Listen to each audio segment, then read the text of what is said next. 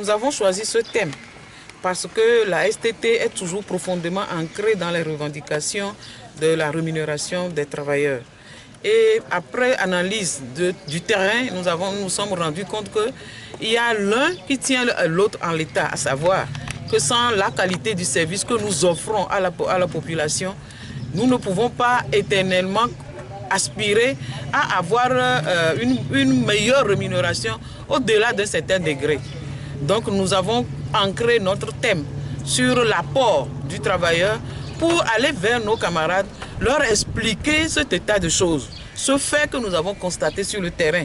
Et pour qu'ensemble maintenant, nous prenions la décision de changer de comportement, de changer notre façon de travailler pour que nous puissions produire plus et obtenir encore plus de rémunération comme nous le faisons actuellement. C'est-à-dire que vous sacrifiez les revendications sur le thème de la qualité. Que nenni, nous avons dit tout à l'heure dans mon discours que l'on n'aille pas penser que la STT a renoncé à ses revendications. Nous n'y avons pas renoncé. Nous avons d'ailleurs déposé la suite de notre plateforme sur la table du ministre de la fonction publique qui, dans les jours à venir, va nous appeler et nous irons discuter autour des points qui restent sur notre plateforme. Et au même moment, ça ne veut pas dire que nous n'allons plus faire d'autres nouvelles revendications. Mais nous disons que cette fois-ci, nous aurons la qualité dans la main droite et les revendications dans la main gauche, c'est-à-dire les deux vont marcher de pair. Alors pour autant, Madame Nadou, on sait que la calmie, c'était pour résoudre le problème des élections. C'était pour les élections sont terminées depuis. Et là, on remarque que c'est toujours le silence. À quoi cela est dû? Il n'y a pas eu de silence. Parce qu'après les élections, il a fallu attendre qu'un nouveau gouvernement arrive. Le nouveau gouvernement est arrivé. Et d'entrée de jeu, ils nous ont appelés, ils nous ont concertés, on a discuté ensemble. Et à la suite de ça, nous avons fait encore une deuxième rencontre. Nous avons rencontré les ministres des départements aussi, dans les syndicats de base. Nous nous sommes battus. Maintenant, nous disons que nous faisons une rentrée sociale officielle de la STT pour maintenant reprendre nos activités. C'est ce que la rentrée sociale veut dire. Donc c'est ça, dans la séance que nous sommes. Quel axe vous allez orienter les nouvelles revendications? Ce que nous avons dit tout à l'heure, que les revendications de la suite de notre plateforme se trouvent déjà sur la table du ministre de la fonction publique, donc nous attendons sa réaction. Maintenant, nous aurons l'AG ce soir et nous allons exposer les problèmes que nous avons, les constats que nous avons faits sur le terrain aux camarades. Et à partir de là, nous allons mettre encore en place des stratégies qui vont nous permettre maintenant d'aller dans les actions que nous aurons prévues. Et essentiellement, ce sera des actions de sensibilisation que nous irons de base à base, nous irons vers les travailleurs sur le terrain, nous irons dans les entreprises, nous irons sur les lieux du travail pour rencontrer les camarades et leur parler. Et au même moment, toutes les revendications que nous allons rencontrer sur le terrain, nous allons les prendre et les reposer à qui de droit.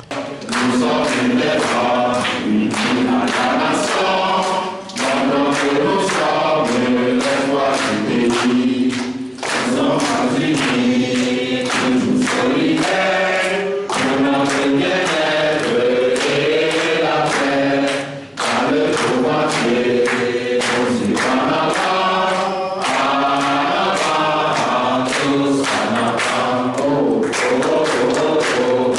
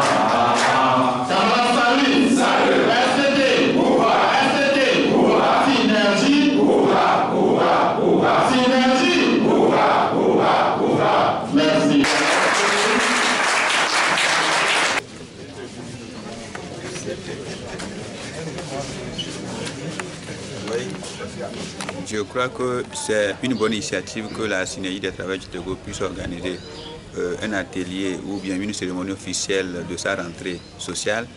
Et pour la Ligue des consommateurs du Togo, nous sommes un partenaire fidèle. Nous sommes un partenaire fidèle à la synergie des travailleurs du Togo et nous pensons qu'il fallait que nous soyons à leur côté. Et c'est la raison qui nous a poussé à venir honorer notre présence ce matin. Nous avons suivi des discours très enrichissants. Nous avons suivi des mots aussi bien de la part de la coordinatrice de la synergie des travailleurs du Togo qu'aussi bien du représentant du ministre de la fonction publique et de la réforme administrative. Nous pensons que ces discours, surtout ce qui concerne celui du ministère, que ce discours soit traduit dans les actes. Et la synergie des travailleurs du Togo, par la voix de sa coordinatrice, a dit qu'elle est rassurée que tout ce qu'elle demande, ce sont des demandes légales, légitimes. Parce que pour elle, nos devoirs sont dans la main gauche et nos droits sont dans la main gauche et droite. Donc ça veut dire que c'est avant le père. Il n'y a pas de droit sans responsabilité. C'est ce qui leur a amené à choisir le thème sur droits et devoirs, la qualité des travailleurs dans la fonction publique.